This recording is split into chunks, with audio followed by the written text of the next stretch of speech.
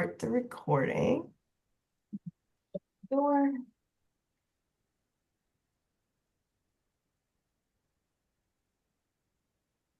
And then I'm going to admit everybody who's in the waiting room. Okay. I'll put up mine.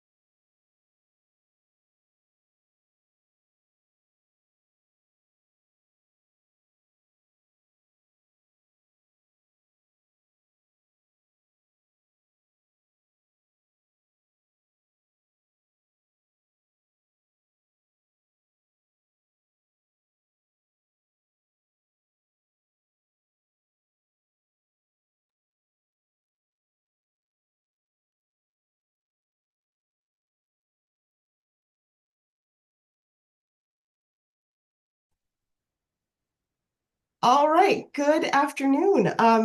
So we have a few people who have joined us, but I think we're waiting for just a couple more. And we're going to get started. My name is Janelle Stevenson. I work for the UConn Foundation and I support the UConn School of Dental Medicine. And today we're hearing a little bit about our school, some updates about where we are and where we're looking to go with the School of Dental Medicine from Dean Stephen Lepowski. So we're going to give it another minute for more folks to join us, and then we're going to get started. At the beginning of, we're going to start this with Dean Lepowski giving a few remarks about the state of the school, and then afterward, we'll move into a Q&A session. So if you have any questions, please feel free to put them in the chat or just hold them and unmute yourselves when it comes time for the Q&A. Thanks so much.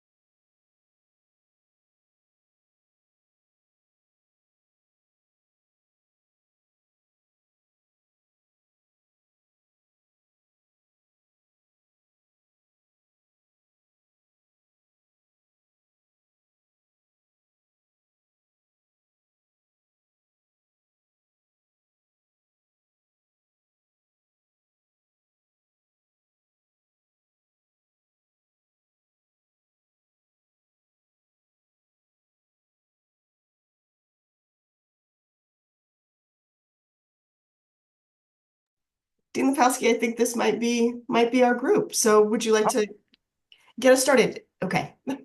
yep, not a problem. Thanks for Janelle for kicking this off, and thank you everyone for joining us at this state of the school session. For those of you who don't know me, I'm Steve Lapowski. I have both the honor and the privilege of serving as the dean of the School of Dental Medicine. I've been in this role for since 2020. Um, so the School of Dental Medicine is simply an amazing place that I've been exceptionally proud to be part of for more than 31 years. And there's quite a bit I can share about our educational programs, our patient care, our outreach, our service and engagement and research endeavors. So I'll try to give you an overview and touch on pretty much all of those areas. If you look at our mission statement, we aim to benefit the people of Connecticut and beyond through programs that support the discovery of new knowledge, um, education and training of competent healthcare professionals, delivery of high quality patient care, and the promotion of health. And in doing so, we try very hard to maximize the potential of every member of our school community, meaning our learners, our faculty, and our staff. And I honestly believe we're doing that quite successfully and are meeting the challenges that we face. Last year, we had an exceptionally positive accreditation site visit from the Commission on Dental Accreditation. This included a review of the pre-doctoral of the DMD program, as well as 7 of our 8 advanced education residency programs. And this was the 5th consecutive CODA comprehensive site visit with no recommendations, so that's spanning over 35 years, which meant that we met or exceeded every accreditation standard that was evaluated, which at that visit totaled 645 individual standards. To the best that we can determine, we may be the only dental school in the US that can make this statement, that we've had this perfect track record for, again, over 35 years. And this is something that collectively we're all very proud of. Our research productivity has been on a very positive trajectory for several years. In the last fiscal year, which ended in June, we had about an 8.4% increase over the previous year. So that meant we had about a total of just under $12 million in extramural research funding. In 2024, the School of Dental Medicine was ranked in the top 10 of all US dental schools as measured by funding from the NIH for the 4th consecutive year. We were ranked as number 9, which was up from number 10 the preceding year. But it's important to note that the research rankings, which are from the Blue Ridge Institute, are not adjusted for the size of the faculty, the size of the school, or total research effort. And all of the schools that were ranked higher than us are affiliated with one of the relatively few US universities with annual research expenditures greater than $1 billion. If we were to adjust the data for the size of the school, we project that instead of being ranked as number 9, we'd probably be ranked in the top 3. Many dental schools, unfortunately, contracted during and immediately following their pandemic, meaning that their faculty, and in some instances staff, decreased in size due to financial constraints that resulted from a lack of clinical revenue because of the pandemic. We didn't contract at all. In fact, we remained on track to not only maintaining, but growing our faculty because of our commitment to ensure that the best possible educational experience for both our students and our residents. So in the past 3 years, we've successfully recruited new faculty in general dentistry, prosthodontics, periodontics, endodontics, oral surgery, orthodontics, oral medicine, oral pathology, biomedical engineering, and skeletal development and regenerative medicine. And we continue to recruit new faculty with ongoing searches in orthodontics, pediatric dentistry, and oral surgery. And honestly, I think it's an amazing achievement that we're able to recruit and hire some incredibly talented faculty, as there are currently more than 500 vacant or open faculty positions across the US and Canada. So in a very competitive marketplace. By almost every measure, we remain the place that students want to be at. The entering classes continue to be exceptionally well qualified and strong. I'll share with you that several new dental schools across the country have opened their doors over the past few years, and there's more coming. And as a result, a number of schools are seeing actually a drop in their applicant pool. We've been experiencing just the opposite. We had over 1,500 applications for the class of 2028, our current first-year class, or almost 30 applications per position. We made the fewest admissions offers that we ever have. We only sent out 70 offers for the 52 spots. And both the GPA and DAT scores of our students remain near the top of the nation. We're currently in the midst of the application cycle for next year's class, the class of 2029, and it looks like we'll finish the year with about 1,700 applications for the incoming class, so even greater than last year. And applications to all the residency programs continue to remain strong, with upwards of 100 applications per residency slot being received.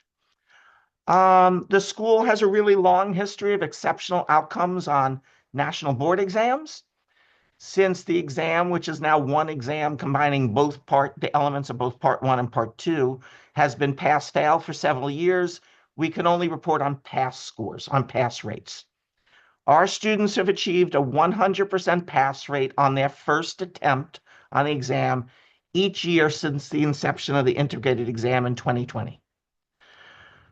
We require that our students pass the exam as a graduation requirement, but in fact, we actually require the students to attempt the exam as a measure to move from year 3 to year 4. So technically, our students are passing that national exam, again, 100% pass rate, 1 year before most schools even allow their students to attempt the exam, which is a tribute partially to the quality educational program, but more so a tribute to the quality of our students. We're continuing to do exceptionally well in terms of residency placement. We can never guarantee that every fourth-year student will place in the residency program of their choice, but almost every year we're able to achieve that milestone. We're still averaging about 94% of our graduates entering a residency program, compared to less than 40% nationally. But we have seen a recent increase in the number of fourth years choosing to go straight into practice. We've also experienced a slight increase in the number of students pursuing advanced training through the military. So that is a slight change. Some of you may be aware that the entire School of Dental Medicine facility, that means including the patient care center, all of our teaching spaces, all of our faculty offices, and virtually 100% of our research labs are essentially new, having been completely renovated over the past few years. We were very, very fortunate to have a brand new clinical facility in 2020, which enabled us to resume patient care very early in the period of the pandemic, since we had the ability to bring in 100% fresh air from the outside, and we were also able to provide appropriate distancing between patients, which certainly helped us to ensure that students, including the class of 2020, got the experience that they were supposed to. The challenges of the pandemic did give us the opportunity to continue to restructure the curriculum, which resulted in much earlier introduction into clinical care, less redundancy in the foundational sciences, a decrease in the number of lectures in favor of more interactive learning, which has all been received very, very positively from the students. Within our patient care center, we just completed a major initiative that resulted in an exponential expansion of digital technologies, including intraoral scanners, 3D printers, milling units, computer-assisted implant navigation, and multiple digital treatment planning platforms, all of which were designed to ensure that all of our graduates are fully competent in the use of advanced technologies in practice. And we keep growing in that domain. I wanted to comment on our commitment to keeping the cost of the educational programs as low as humanly possible.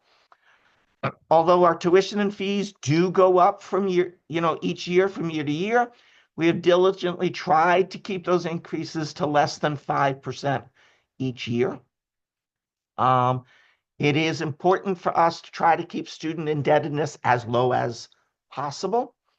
Nationally, the average dental student graduates with over $320,000 in student debt. Our average student graduates with less than half of that amount, partially due to the generosity of donors, which enable us to provide scholarships. Everything that I've said, that I've shared, has been exceptionally positive, or at least I hope you think it's exceptionally positive. We do here, but that's not to say that we're not without challenges. We remain heavily dependent upon state funding, which is very, very appropriate considering our role in the state in terms of education, workforce development, economic development, and patient care. But that funding is always going to be at risk relative to state budgets and financing. I mentioned, a moment or two ago about the national landscape in terms of faculty, but we're also experiencing challenges in terms of workforce, which is consistent with the dental community at large. It's taking us longer and longer to hire dental assistants, dental hygienists, and other support personnel. So that is a challenge. It's more and more competitive for our faculty to obtain grants to support their research, and none of us really can predict what the future of NIH funding will look like, so we need to keep our eye on that. Patient demand for care is also a challenge. In many ways, it's a blessing since we have far more patients coming to us for care than we can actually accommodate. So there's absolutely no shortage of clinical experiences for our learners.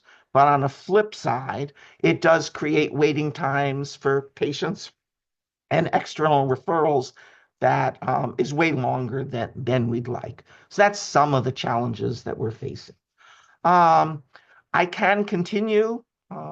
People that know me know that I can talk a lot. I'm very passionate about the school. I think this is an amazing place, but it's probably best that I end here so that we leave enough time for questions. So with that, I'll kick it back over to you again, Janelle. Sure. Well, we did have a couple of questions that were submitted in advance. One of our attendees wanted to know what the plan is for offering continuing education for practicing dentists in the state of Connecticut. The CSDA has recently made some comments that indicate that they are looking to partner with the School of Dental Medicine to offer continuing ed. Okay. In terms of continuing education, the School of Dental Medicine has never been at the forefront of being a deliverer of continuing education, partially because of a long-standing agreement between the school and the Connecticut State Dental Association. And that agreement pretty much set forth an understanding that the CSDA would have the leadership role in the state offering CE. We do offer some limited CE activity on our own individually. We have full recognition from the ADA Commission for Continuing Education, so we're a full CERP accredited provider. But we tend to partner with the CSDA in CE offerings. And a number of years ago, we significantly enhanced that relationship with the CSDA, specifically providing the CSDA with open access to our facilities, both in terms of learning spaces, but more importantly, our preclinical spaces and our clinical spaces, which then for the first time enabled the CSDA to offer hands-on courses. So we continue to partner with the CSDA in helping to identify content and areas for CE, and partner with the CSDA so that they are the primary sponsor of the CE. We may be providing the expertise and we may be providing the facility. When we do provide the facility, we do so to the CSDA at no cost to enable the CSDA to keep the cost of their CE offerings as low as possible. We've also done some other partnerships with the CSDA, not specifically for dentist CEs, but to create learning opportunities for auxiliaries, including a pathway for dental assistants to get to achieve certification recognition in infection control and radiation health and safety. So we have just found that by working in partnership with the CSDA, we can have a bigger impact in CE than if we would do it on our own. Well, that's interesting because that is something that I am frequently asked about. So good to know a little bit more about that background. And we did have a question where one of the registrants wanted to know what they can do to help the school. Not to be too bold, but when someone asks me what they can do to help the school, help us financially. We are heavily dependent on the generosity of donors, both individual donors, corporate sponsors, philanthropic organizations, and foundations. We're able to support our students in amazing ways because we have a lot of partners. Those partners might be alums, they may be people that are just interested in ensuring that the school is able to continue to do the things that we do. But if people were to ask me, what would have the greatest impact? Contributions to our scholarship funds have the greatest impact. Keeping the cost of education as low as possible is always going to be our priority.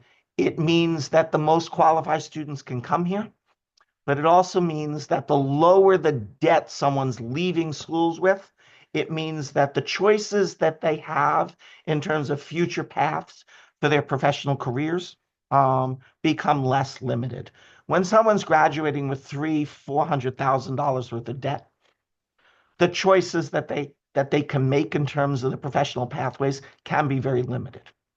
So we want to do everything we can to make sure that students that want to be here, that deserve to be here, can be here, and that we're as affordable as possible. Okay, that's the questions that I have in advance. Do any of our participants have any questions? And Dean Lepowski, take a drink of water while you're waiting. Thank you.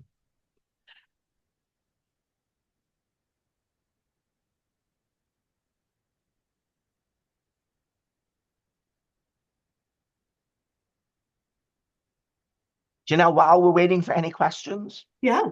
I would encourage anyone that's on the call or anyone that's in their circle of professional friends. If you haven't been to the school in a number of years, please come for a visit. You don't need to wait for a reunion.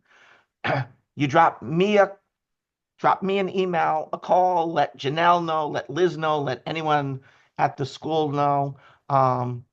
We love to show off. Well, I know we do have at least one dental parent on the call, and I would invite them to come down, let us know, and stop by and come see the facilities, come see where your child is learning. I think you'll be impressed. Well, I know they will be. It's not an I think. We know. We've been very, very fortunate.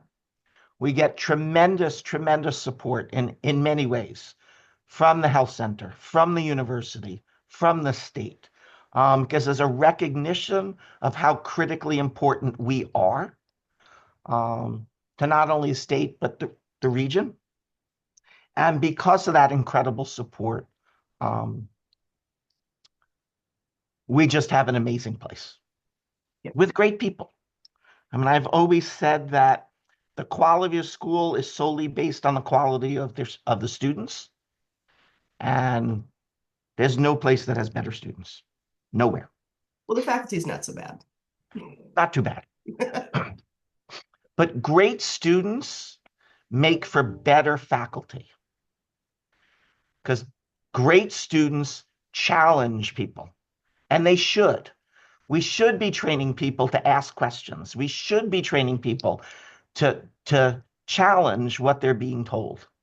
So great students make for great faculty because they keep you on your toes. Absolutely.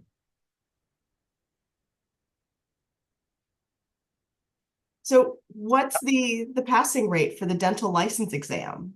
Okay, so our students now take the ADEX exam, what used to be the NERB exam.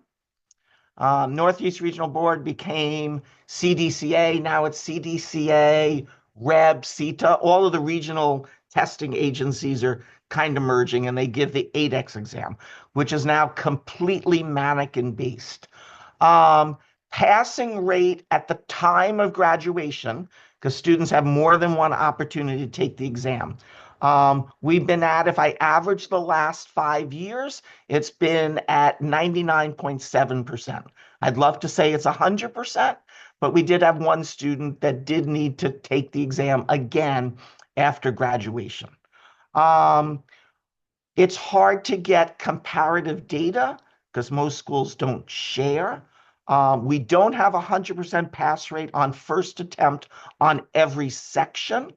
We're averaging somewhere between a 91 and a 98% pass on each sections on first attempt.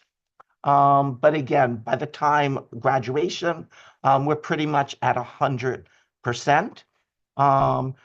We've worked with the testing agency quite a number of years ago. If someone was unsuccessful on any section of the exam, they had to travel to a different school to retake it, which was a huge inconvenience. That no longer happens. All of the testing opportunities are here, which significantly reduced the cost for students and made it a lot more comfortable for people to take the exam.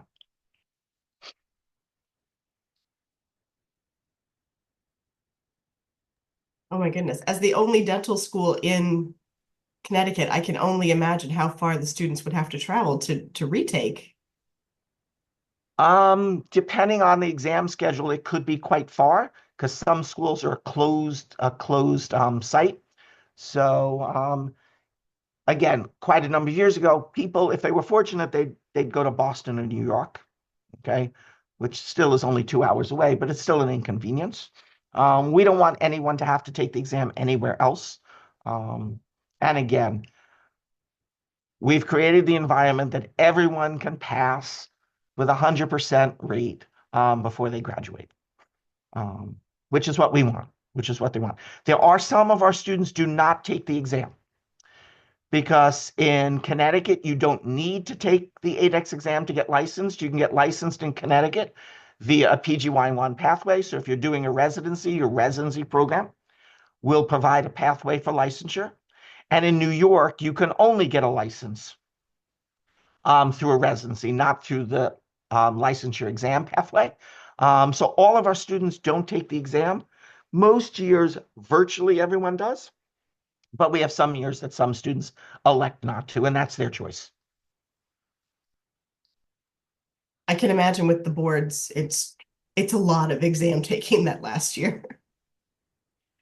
It's actually now that it's a mannequin-based, non-patient-based exam. It's much more appropriate exam. The calibration is better. The grading is far less subjective. It's a much more objective exam. It's a better exam.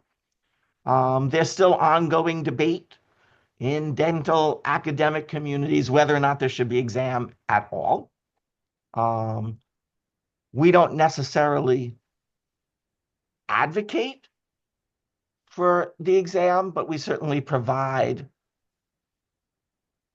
all the access that our students need in order to take the exam.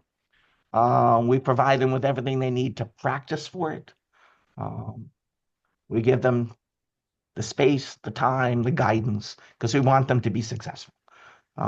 Every dental school should want their students to be as successful as possible. Absolutely. Okay, well, we have reached, I think, the end of our time. So thank you so much for your participation today, Dean Lepowski. And to those of you who have joined us, if you have any questions after the call completes, please feel free to send me an email. Let me know if there's any way, let me know what your questions are. And I'll pass them on to the dean. We'll get you some answers. Thank you so much. Thank you.